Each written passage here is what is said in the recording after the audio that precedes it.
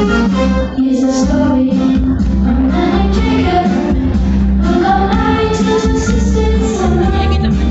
The younger one was really hot. Her name was Rachel. The younger one was alright. Loving sisters who competed for their husbands on each day. They had lots of sons, some who had 7. I know it's been okay until one day then Rachel had a baby. And Joseph was father's very kid. His family brought dysfunctions to the family. It was crazy, but that's just what Jacob did. What Jacob did. He had one kid. This is how, but that's just what Jacob did.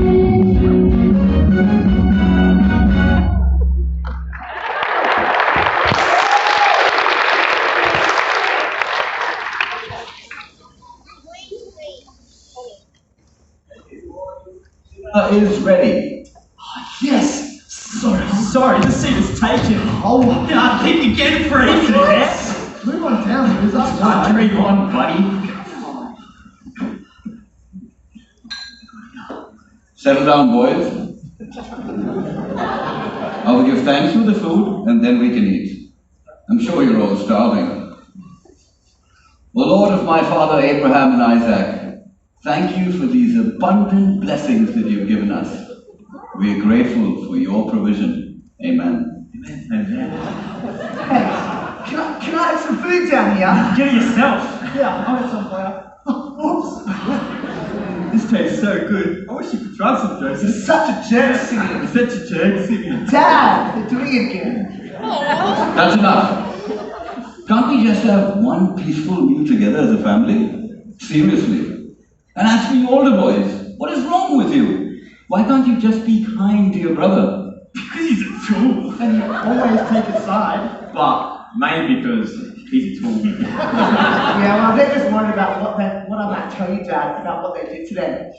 Okay, everyone, let's just all calm down and have a nice quiet meal together. Oh, somebody's getting nervous, hey? Say another word, you're going to wish you were never born, you little freak. Oh no. What did you boys get up to this time? Nothing. The flock's fine. Well, actually, they left the flock out all day by themselves while they went swimming with Mr. Abinadab's 4 daughters. So ridiculous. Is that true? Did you leave the flocks alone again? After the last time? Busted. You know, Dad, I think this calls for a punishment. Be quiet, Joseph. And I'm especially disappointed with you, Reuben. You're the oldest. I left you in charge. This is our family's entire source of income. How could you act so responsibly? Sorry, Dad. No, Reuben. Dad, it was my fault. I convinced him to do it. No, Judah. You can't keep covering up for your brother's lack of leadership. You know what? Joseph is right. This kind of disobedient behavior cannot go unpunished.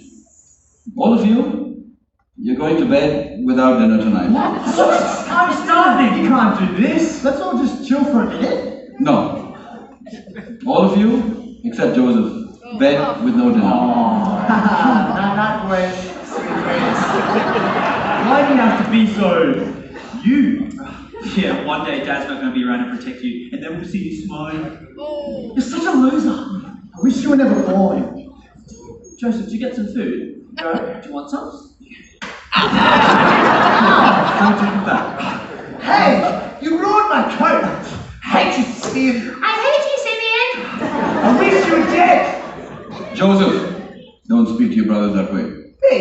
Did you just see what he just did? They're the ones always picking on me. I'll get back at them one day. You just watch.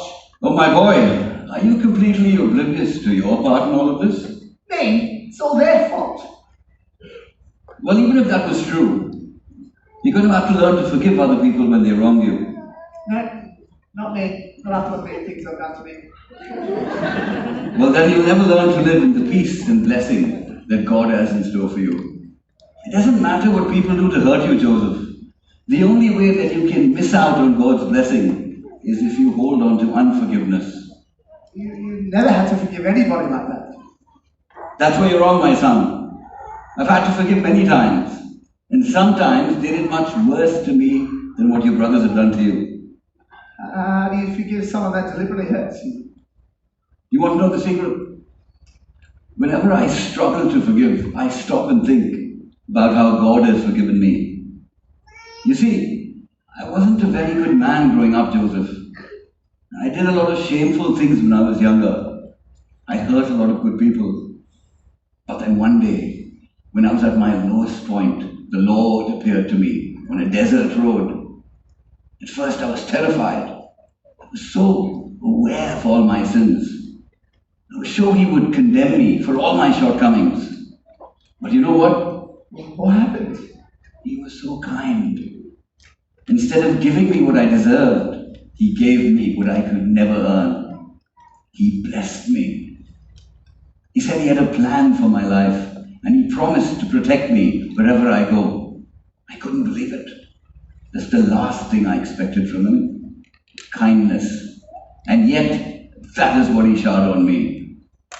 That day I decided, if God could forgive me and the many sins that I've committed, the least I could do was forgive those who sinned against me. You see, son, the secret to forgiving others is to take your eyes off what they've done to you and place them on the kindness of God. Now, I was saving this for your birthday, but since your coat is ruined, I have a gift for you. Oh, wow. It's amazing.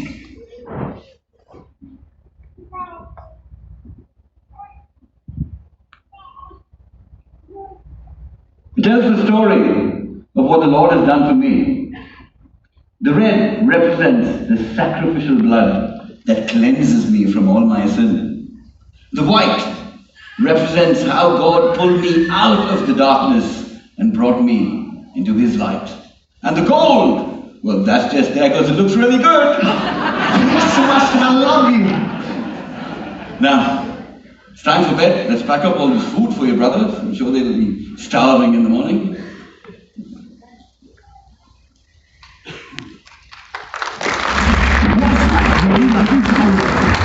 Find out in this season's Real Housewives of Cairo. Come meet the ladies behind the men who run Egypt. Health, wealth, happiness,